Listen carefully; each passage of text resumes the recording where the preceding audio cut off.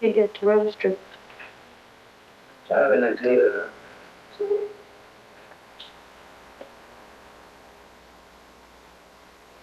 I'm getting loaded.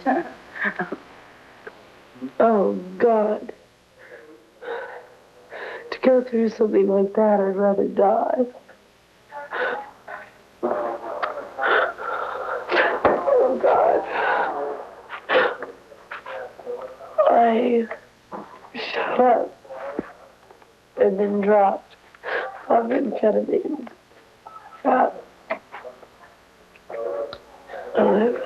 I don't know how much enough to kill a person. They got me just in time. They put me through, stick tubes down me, and oh. What did you shoot out? I don't know the reason why I do it.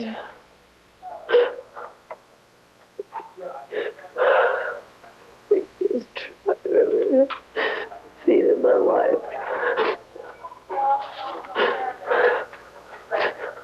Scared that I'm going to be straight dead for the rest of my life. You feel you'll ever do it? Oh, God. To go through something like that, I'd rather die. Really, I'd rather die.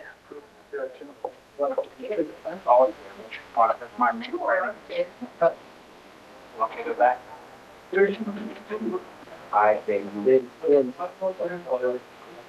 ODing is overdosing. It's just taking in too big a quantity any kind of drug. You know, that's what its terms used as. You know, if you take anything in too big a quantity, it'll kill you. Don't think. That's mine. I just think about that. Okay. Yeah, I just brought it in with me. Let's just slide him up here this way so we can get his head over the edge so we can debate. Could you start an IV? Yeah. You and the top of this. A red is a small red capsule, exactly what it says. It's a small red capsule about so big. And the yellow is a yellow capsule, and a yellow capsule is like two reds. And it's a barbiturate. It gets you down. It can put you to sleep. If you take, it tends to create violence. It tends to make people violent, reds and yellows. Red is a second on. Here. No, he's supposedly picking on. I don't see any tracks. Okay. Ooh.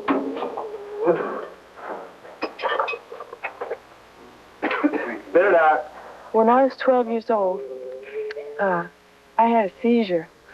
And so my mother took me to the doctor, and they said she's epileptic, so they gave me phenobarbital. Well, I lived in a Mexican-American neighborhood. A lot of pills in the school.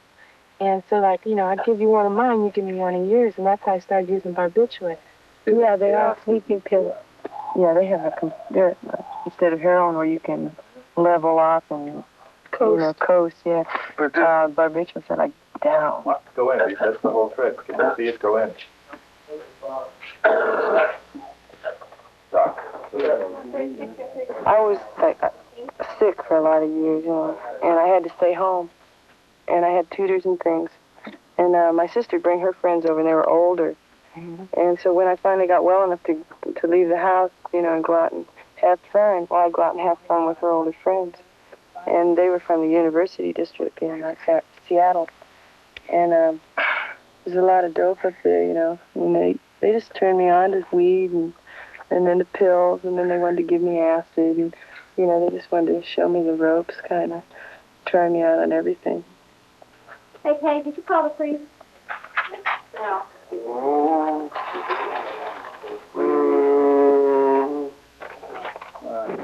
Well, when I was 10, I used to sniff fluid, and, I'm 13 right now, and now I pop red. Reds give you kind of a feeling of security, like things feel like they're all right when they're not.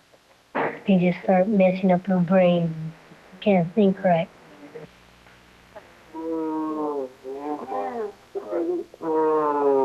I started using methadone when I was 14, and I was really a confused little girl. I still am, but I was even more confused then. And I didn't know where I was at. I didn't understand anything. So I knew by shooting methadone I would die. Messaging. It keeps you going. You can do a million things that you never had time to do, and you can do them intricately and to the finest details. Right. Yeah, like you don't feel inadequate at all. Yeah, and if you have trouble talking, well, methadone will take care of that. Oh, it makes you feel like you're on top of the world. One day, like I didn't get out of bed. I was really sick.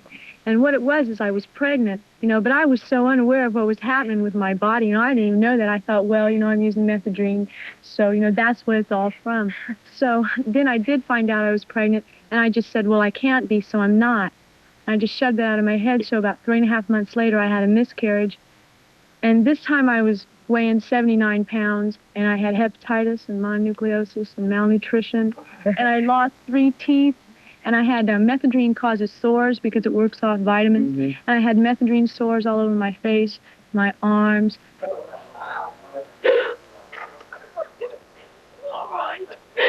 I'm getting straightened out. It'll be okay. You'll be okay. I'm not gonna try. Well, when I first started taking dope, when I got out of jail at the time, I shot up with 2 people, a lady about 40, or 35, something like that, and one of my friends. He was 19, the same age as I was. It's only been about Top of the Flynn cider. 6 months or so, something like that, 5. And both of them are dead from overdoses of junk. One died on 25 yellows and hit a smack. And, I think he got murdered. You think dope should be legal?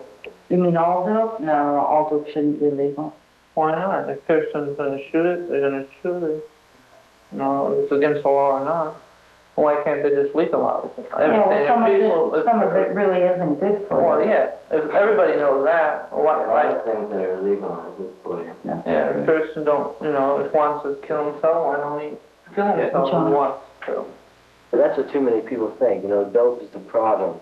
If it wasn't dope, it would be something else. Yeah. If there was no heroin in the world, you'd find another way to destroy yourself. Why do you shoot? Oh, that's just what I dig it now.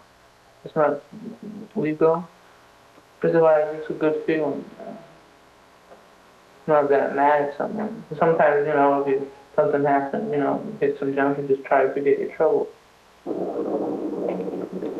Well, you getting loaded?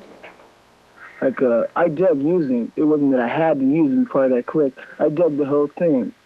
I dug being with those people, and it was groovy to me at the time. I didn't see any consequences, like, in the future. At the time, it was beautiful and it was something I wanted to do. And I really believed it was right. I'm not saying it was right. I believed then it was right. I've never stopped digging dope, I love dope, but it's just the things that go along with it that's just, the hang-ups you get behind it, encapsulation, and just, you have nowhere to go, no sense of direction. I was drinking cough syrup and, oh man, all kinds of stuff. I mean, just about anything, man, to get that feeling. And, well, then it just went on, and then I stopped using those kind of drugs and started taking acid and shooting speed, and then eventually I just went on into heroin, and I just, really got into that criminal bit. I guess it was easier for me to steal it than go out and buy it, I guess. I had different types of hustles. If I really needed it bad enough, and I couldn't find no other source of getting some money, I'd go out and probably burglarize a house or hit somebody in the head and take me some money, or even steal me a car and strip me a car and sell the parts to it. A lot of money I got from the government by fraud, Like, I got money to go to school, but I never use it to go to school. I use it for dope. Most people strung out, they burn people, and rob houses, But, if you got a good connection of junk or red, you can sell red, 4 for $1. And 100 reds mostly cost you $10 or $15. Where you sell 4 for $1 and make $25, you can go cop. My job was, I was like a shoplifter. I went out on my job every day like anybody else goes out on their job. And I had people I dealt with every day, just like, you know. And I just stole and got my money and fixed and went home, and that was it. I've been living off of dopes and dealing for over a year. And like, I just went to work last week for 2 days, and it killed me. So I came home and I hit some junk. And it killed the pain.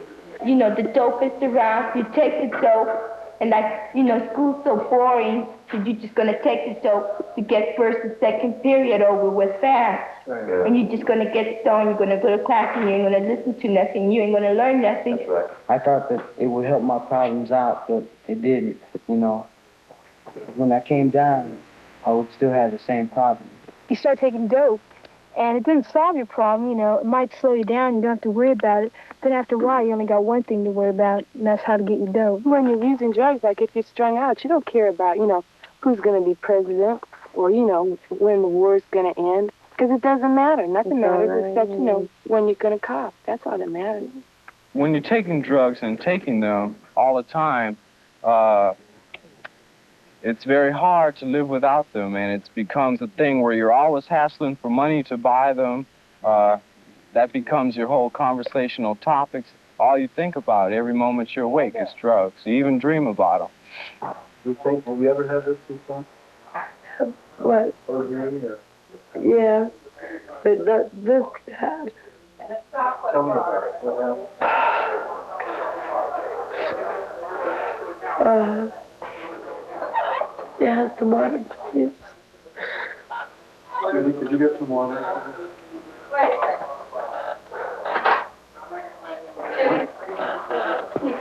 There were also drugs in so deep that I didn't know about. I was ODing on about 2 or 3 things. I was dying.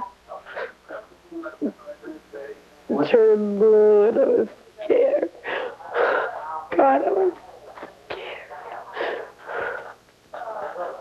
What else was in the drug? No, I don't want to find out right now. I'll freak out. Do you know what you were supposed to be taking?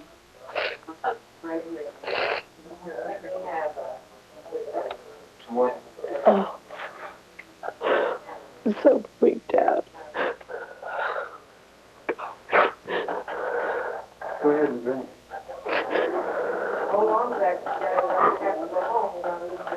What did she take? I don't know. Could she have taken heroin? Pardon? Could she have taken heroin or anything? I don't know. Can you put a nasal? Yeah. Slow it down.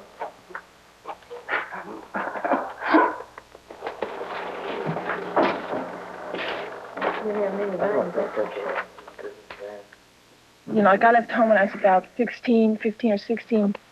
And after that, even when I first left home, like, I never thought I would shoot drugs, you know, like needles. Wow, you know, I'll never do that.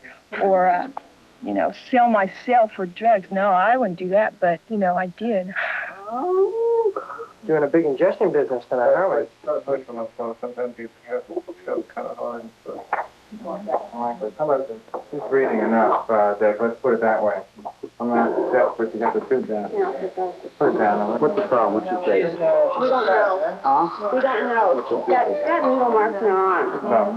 Okay, did anyone say she took anything by mouth? No, he didn't know her friend who brought her in. Okay, let's get an IV started and we're going to try some naline.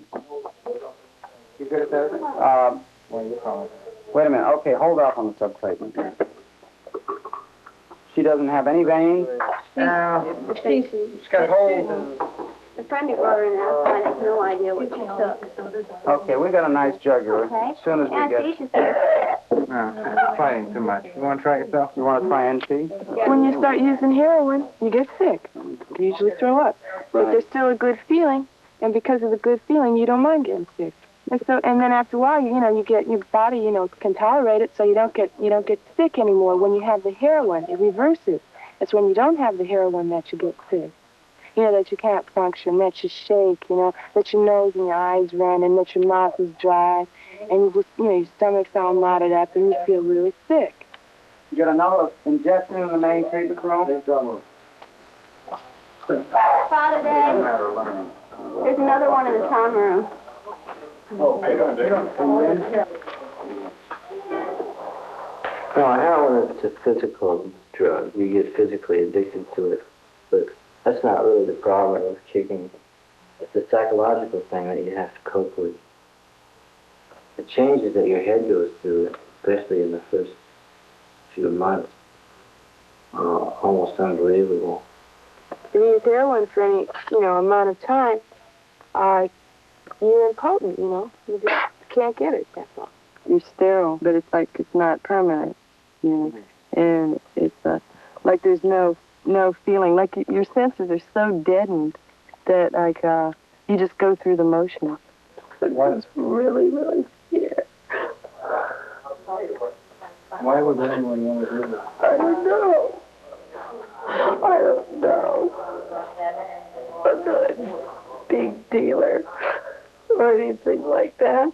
I don't know. I could tell a chick, you know, like, eventually, if you keep using stuff, you're going to be out on the street corner selling your body to get dope. No, not me. I'd rather be sick, you know. I would be sick before that happened. And 6 months later, you'll see that chick out on the street corner selling her body to get stuff. I was left with a habit, so I had to go out and make my own money. And I wasn't too good at responsibilities. Like I'd shoot all the dope and wouldn't save enough to recopper. So I had to find a way to go out and make money, you know, fast money, something I could do. And so I had to turn to prostitution. It was in the winter months, and it's raining all the time. People aren't out, you know, and you got to walk in the rain, and it just starts getting worse and worse and worse, you know. Like you fall apart slowly. You know, your clothes go bad, your tricks aren't there, you know, it's just a drag. And when business is bad, you can always go down to 6th Street and pawn everything you own. Yeah, that's true. Yeah, stock up when the business is good on nice radios and record players and cameras and things. Have you ever sold your clothes for some dope? Sure. Sure. Everybody else is. But then after you get the money in your hand, that's only half of it, you know. Then you have to go and try to find your connection, try to find some good dope. And that's hard to do because your connection's never home. You can't rely on it. If you're lucky, you'll have a reliable connection, you know, someone that won't cut your dope up too bad, and it'll be worth it. But a lot of times you work very hard for nothing because you get burnt, you get bad dope. Like other people's making the dope, and you don't know what's in the dope you're taking. And like, you know, he's the big man and you're the little man. It was strong methamphetamine. I had to cry. And something else. Someone said it? And something else. I don't know. I think so. When I first came into the drug scene, it was completely different. When I left it, all the people were criminals. Like they were playing a criminal game. They all the people that used to be just smoking grass in the beginning, that I used to smoke grass with, were using heroin and carrying guns. I started having to do a lot of ugly things and being in a lot of really ugly places that I really didn't dig being there. You know, like shooting galleries and meeting some people, you know, for the first time, and they'd invite me up to their house, and I'd go in and as though I'm their friend, but all I'm doing is just looking around the house to see what I can rip off when they don't, you know, when they're not at home. Negotiated justice now, or face many 11 years of war from property amount. They have what they call shooting galleries here in town, and the person ODs in one of those places, there's no saving them, because as soon as the cat goes out, they just hit him, you know, and take everything that he's got that is of any value. His shoes, his pants, anything else, and throw him down a garbage chute somewhere. I had to shoot them 2 years before I even admit that I was a junkie, you know, or that I was, like I shot a dope for about 6 months before I realized that I was sober. So it took me about 6 months. You kept last year's event and you didn't think you were hooked? I didn't have any idea what a hook meant, you know? You know, I don't shoot that much, or I don't buy that much, or I don't get turned on that much, because it keeps me to the right minimum. You never shoot as much when you first start shooting, bro. Like a lot of people, you know, say they're gonna kick next week or next month. I do it myself. I'm always gonna kick. So when do you do it? I'm 19. I've been shooting dope around my 19th birthday. That's when I started. When I got out of jail this time. All right. Has he been on drugs too, so we can't get a, he won't be able to get an IV?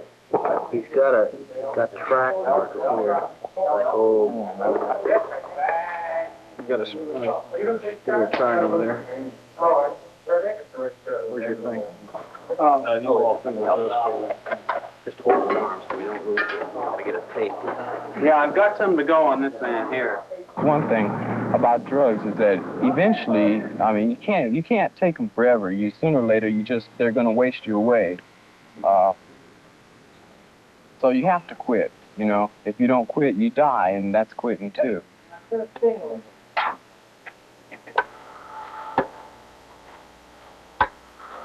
other patient out of the ingestion room? No, is that out? We've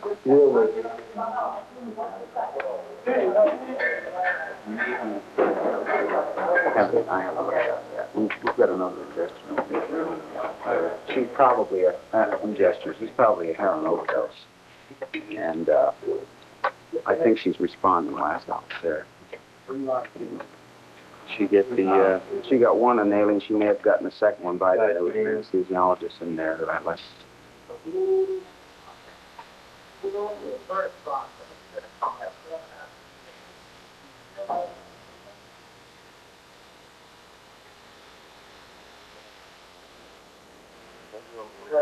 Okay, you want to come with me? We're going to take you inside, and you can lie down if you want. And there'll be a nurse right there, okay? Come on. Come on.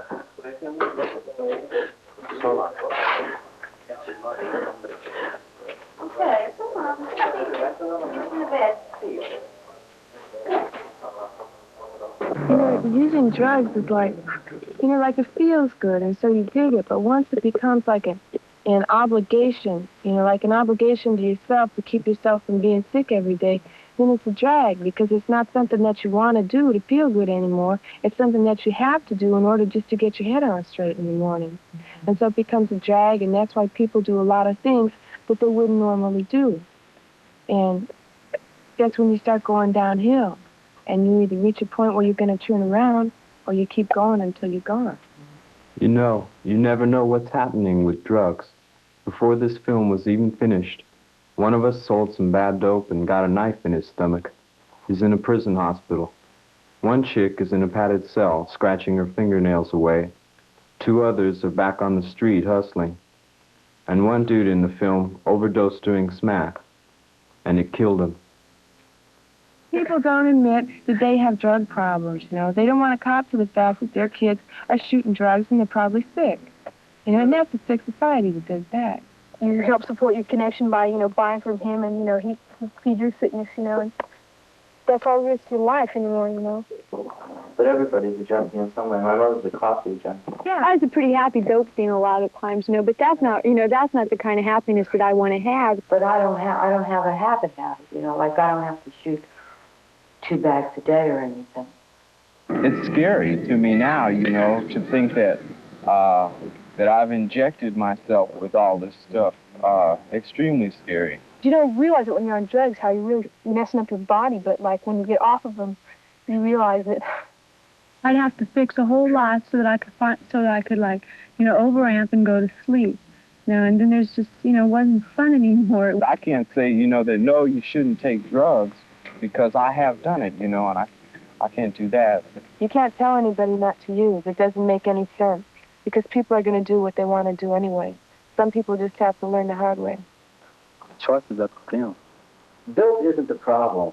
Yeah, you're a psychological You're the problem. junkie. I'm the problem.